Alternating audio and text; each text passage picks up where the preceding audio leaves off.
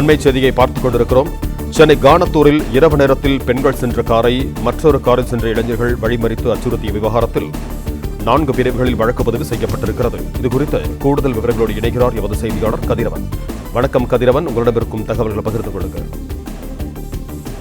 கிழக்கு கடற்கரை சாலையில பெண்கள் பயணித்த காரை சொகுசு காரில் வந்த இளைஞர்கள் துரத்திய வீடியோ காட்சிகள் வெளியானது.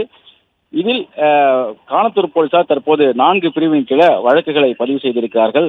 குறிப்பாக கடந்த 25ஆம் தேதி இரவு காரில் குடும்பத்தோடு முட்டுக்காடு பகுதியில் இருக்கக்கூடிய போட் ஹவுஸ் அருகே சில பெண்கள் பயணித்ததாகவும், அங்கிருந்து அந்த பெண்களை சொகுசு கார் மற்றும் மற்றொரு தார் காரில் வந்த 8க்கும் மேற்பட்ட இளைஞர்கள் அவர்களை பின்தொடர்ந்து துரத்தி சென்று அச்சுறுத்துவது போலவும் தாக்குவது போலவும் வீடியோ காட்சிகள் வெளியானது.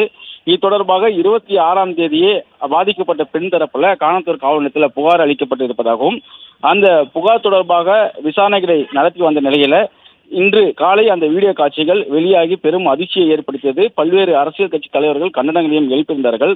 இந்த நிலையில கானத்தூர் போலீசார் அடையாளம் தெரியாத நபர்கள் மீது 4 பிரிவின் கீழே வழக்குகளை பதிவு செய்திருக்கிறார்கள். 2 தனிப்படைகள் அமைக்கப்பட்டு அந்த வீடியோ காட்சியிடக்கூடிய இளைஞர்களை அடையாளம் காணும் பணியில் ஈடுபட்டிருப்பதாகவும், அவர்களை கைது செய்யக்கூடிய பணியில் ஈடுபட்டிருப்பதாகவும் தெரிவிக்கப்பட்டிருக்கிறது.